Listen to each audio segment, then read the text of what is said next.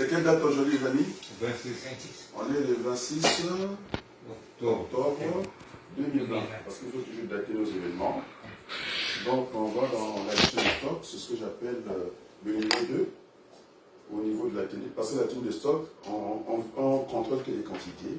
Mais quand il s'agit de la gestion de stock, on passe à la deuxième dimension, DIM 2, parce que nous devons multiplier le prix et les quantités qu'on doit faire apparaître au niveau du tableau.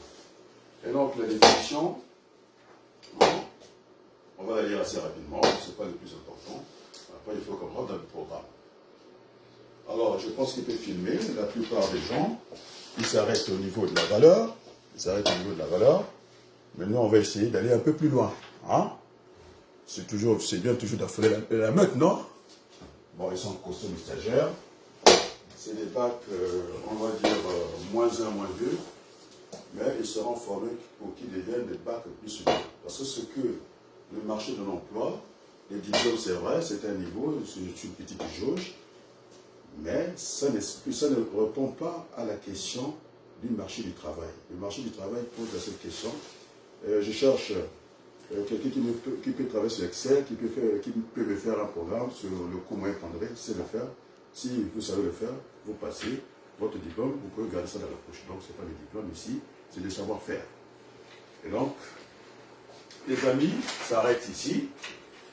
Ça s'arrête là, à la valeur du stock. Nous, on va être un peu gourmand. On va aller jusqu'au coût moyen pondéré. On ajoute une colonne. Et d'ailleurs, mathématiquement, lorsque vous voyez cette fiche-là, on devait se retrouver avec combien de colonnes déjà? 1, 2, 3, 4, 5, 6, 9.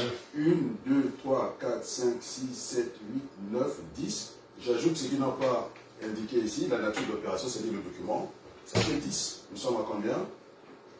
1, 2, 3, 4, 5, 6, 7, 8, 9. Ils sont à 10. Donc on a déjà éliminé par des relations mathématiques 2 colonnes. Donc c'est déjà un programme intelligent, qui n'a rien à voir avec les autres programmes.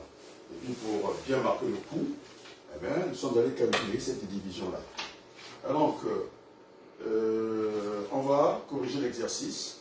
Avant de le corriger, je vais lire quand même la définition de la gestion des stocks. C'est une fiche de stock en valeur, c'est-à-dire qu'il y aura les prix et la quantité. Connaître la quantité des biens en stock est important pour ne pas être en rupture de stock, mais il est aussi nécessaire à l'entreprise de connaître la valeur de ce stock. Pourquoi valoriser un stock? Connaître la valeur d'un stock permet à l'entreprise d'estimer les sommes qu'elle immobilise en stock, de connaître la valeur totale des denrées et des boissons, les sommes immobilisées dans les vins et alcools pouvant être très élevés, de calculer les coûts de production de ces plats, entre parenthèses, valoriser les fiches techniques, et plus loin, de fixer son prix de vente en appliquant un coefficient multiplicateur à la valeur unitaire du bien. Bon, la fiche technique, elle est là. Hein. C'est le coût moyen unitaire pondéré et la technique de valorisation des stocks la plus utilisée. Nous avons 3 méthodes. Nous avons 3 méthodes. Hein? Il y a le coût moyen pondéré, c'est ce qui est plus utilisé en comptabilité. Et puis on a le LIFO, le dernier entrée, le premier sorti, ça c'est en français. Et puis on a le FIFO, que vous avez entendu, mais nous en France, c'est-à-dire first in, first out. Maintenant en français, on appelle ça le premier entrée, le premier sorti. C'est un PEPS. Vous savez, les Français, c'est l'exception culturelle.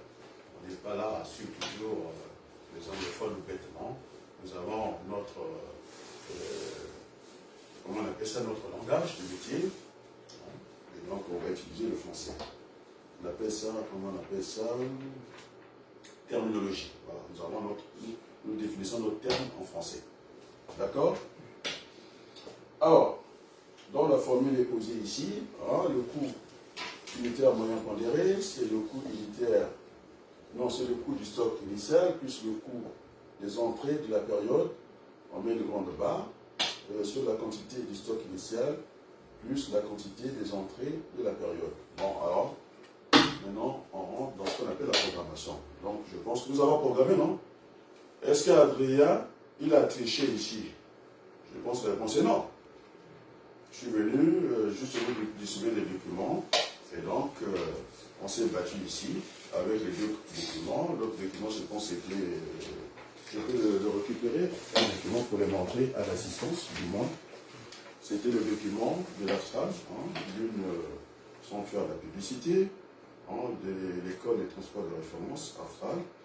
Et aussi, c'est pareil, ils ne sont pas allés plus loin, ils sont arrêtés au niveau de la valeur du stock. On était courbant, on a quand même calculé la fameuse division, du coup, unitaire, moyen pondéré. On a une colonne de plus, c'est ça qui donne la force dans le programme. Alors, on y va. La date, la première date. Le 1er mars. Qui va filmer, qui va faire la saisie là-bas? Tu ne peux pas faire les deux, hein? Ou là-bas, toi tu vas rester filmé, l'autre va faire la saisie. Parce que sinon on va regarder.